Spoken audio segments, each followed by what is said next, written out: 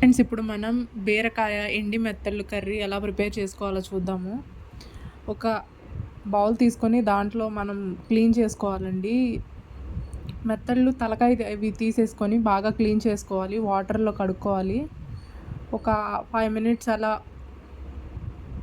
వాటర్లో నానపెట్టాలండి అవి క్లీన్ చేసుకున్న తర్వాత. హాయ్ ఫ్రెండ్స్, ఛానల్ ఎవరన్నా కొత్తగా చూసేవాళ్ళు ఉంటే ప్లీజ్ లైక్ చేయండి. ఛానల్ సబ్స్క్రైబ్ చేసుకోండి. మన ఛానల్ 1000 సబ్స్క్రైబర్స్కి దగ్గరలో ఉంది. ఎవరన్నా కొత్తగా చూసేవాళ్ళు ఉంటే ప్లీజ్ ఛానల్ సబ్స్క్రైబ్ చేసుకోండి. మరిన్ని కుకింగ్ వీడియోస్ కావాలంటే కమెంట్ చేయండి. అలా క్లీన్ చేసుకోవాలండి. చూపించే విధంగా తలకాయలు అవి తీసేసి వాటర్లో నానబెట్టుకోవాలి. అలా క్లీన్ చేసుకున్న తర్వాత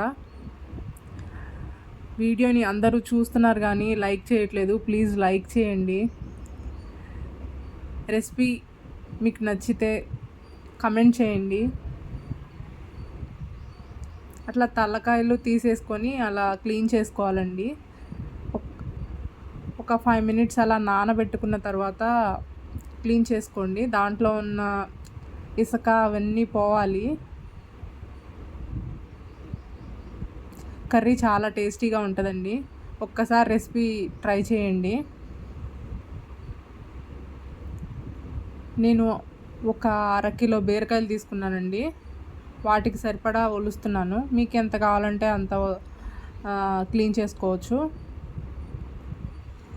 అలా క్లీన్ చేసుకున్న తర్వాత వాటర్లో ఒక 5 మినిట్స్ నానిన తర్వాత అలా బాగా కలిపి క్లీన్ చేసుకోవాలండి. అట్లా కలర్ మొత్తం చేంజ్ అయిపోతుంది వాటరు.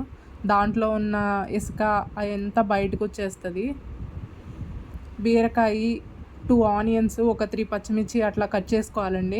ఒక ప్యాన్ పెట్టుకొని బాగా హీట్ అయ్యాక తగినంత ఆయిల్ వేసుకోండి. మనం క్లీన్ చేసుకున్న మెత్తళ్ళు ఉన్నాయి కదా, దాంట్లో వేసుకొని ఫ్రై చేసుకోవాలి. బాగా ఫ్రై చేసుకోవాలండి. దాంట్లో ఉన్న స్మెల్ మొత్తం పోయేలాగా ఫ్రై చేసుకోవాలి. కలర్ మొత్తం చేంజ్ అయిపోవాలి, రెడ్గా వచ్చేసేలాగా ఫ్రై చేసుకోవాలి.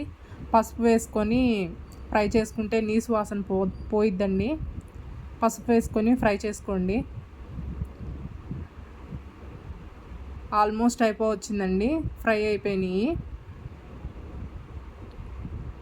ఒక ప్లేట్లోకి తీసేసుకుందాము ఫ్రై అయిన చేపల్ని. బాగా ఫ్రై చేసుకోవాలండి, లేకపోతే స్మెల్ వస్తుంది, నీసు స్మెల్ వస్తుంది. అట్లా ఎర్రగా అయిందాక ఫ్రై చేసుకోవాలి. మనం ఇందాక కట్ చేసుకున్న ఆనియన్స్ కూడా ఆ ఆయిల్లో వేసుకొని ఫ్రై చేసుకోవాలి. ఆయిల్ సరిపోతుందండి.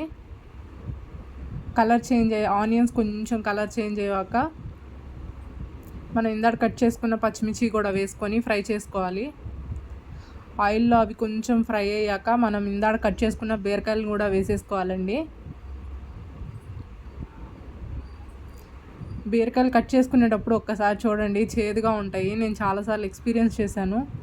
అలా కట్ చేయకుండా వండేసిన తర్వాత కర్రీ చేదుగా ఉంది.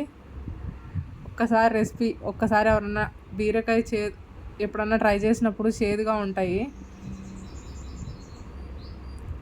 అలా మొత్తం ఫ్రై చేసుకున్నాక కొంచెం ఉప్పు వేసుకొని బాగా మిక్స్ చేసుకొని 5 మినిట్స్ అలా మగ్గించుకోవాలండి. బీరకాయలో నుంచి వాటర్ వస్తుంది. అలా వాటర్ వస్తుందండి కర్రీలోకి. ఆ వాటర్ అంతా డ్రై అయిపోయేలాగా ఫ్రై చేసుకోవాలి.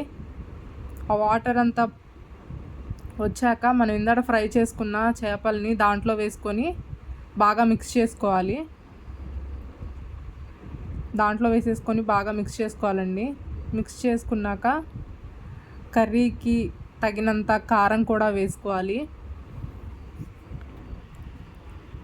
బీరకాయ చాలా త్వరగా మగ్గిపోతుందండి. నేను 2 స్పూన్స్ వేసానండి. ఆల్రెడీ పచ్చిమిర్చి కూడా వేసి ఉన్నాం కాబట్టి ఒకసారి చూసి వేసుకొని ఇంకొంచెం స్పైసీ కావాలంటే ఇంకొంచెం వేసుకోవచ్చు. అలా కారం వేసి బాగా కలుపుకున్నాక ఒక 5 మినిట్స్ లో ఫ్లేమ్లో మగ్గించుకోవాలండి. ఆయిల్ అంతా అలా పైకి వచ్చేలాగా ఉండాలి. ఆల్మోస్ట్ అయిపోయిందండి కర్రీ. చాలా టేస్టీగా ఉంటుందండి. ఎవరన్నా ఛానల్ కొత్తగా చూసేవాళ్ళు ఉంటే ప్లీజ్ లైక్ చేయండి. మన ఛానల్ 1000 సబ్స్క్రైబర్లకి దగ్గరలో ఉంది. ఎవరన్నా కొత్తగా చూసేవాళ్ళు ఉంటే ఛానల్ని సబ్స్క్రైబ్ చేసుకోండి. అంతేనండి, రెసిపీ రెడీ.